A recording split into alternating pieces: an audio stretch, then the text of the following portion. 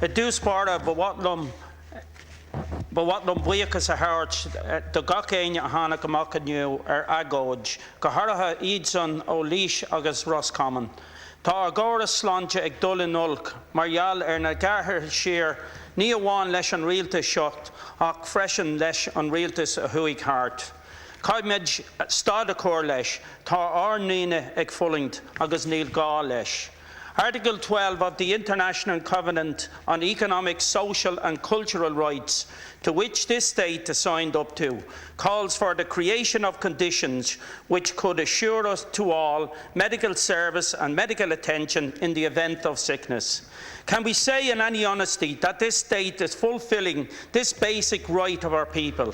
Can we say that in this state, regardless of wealth or geography, we are guaranteed adequate medical attention and service to ensure the highest level of attainable health, as strived for in the International Covenant and demanded by those who pay their taxes every week?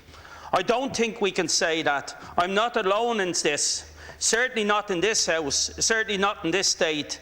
And I would hope the members of the government who have attempted to neuter our motion with their amendment would take time to speak with the ordinary people who have rallied outside Leinster House today in support of the sentiment of this motion, from as far as Roscommon and other places similarly affected by the government policy of treating the rights of the people as an afterthought to the deference afforded to the bankers, the developers, judges and highly paid consultants. I've spoken with nurses and doctors in my own constituency who tell me the horror stories of how cuts, embargoes and other pressures levelled on them are seriously damaging their ability to provide care. One nurse told me that she feels like the service she is providing is just going through the motions, as they have not the adequate staffing to provide real long-term benefit to their patients, simply struggling to keep their head above water. I was told how it was not possible to provide cover for 2 staff who were injured for over 2 months, and so nurses had to work extra overtime shifts. They had to do it even though it meant they were working well beyond what was safe for patient care. They had no choice. Students have told me that their preceptors have no time to teach them. All they can do is the most basic work in the hope of lightening the load of the hugely overburdened staff, already stressed out by their concern for the damage this situation is having on patient care.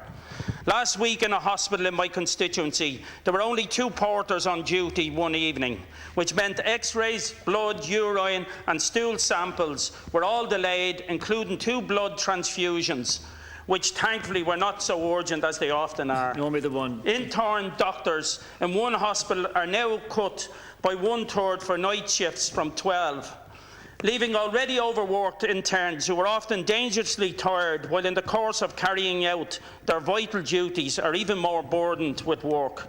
The stories of wards being used as run-off for accident and emergency, rotating staff to make up for shortfall, even in specialised areas, is truly shocking and damning for anyone who witnesses it. But for anyone professionally concerned with infection control and quality of care, it is heartbreaking and soul-shattering.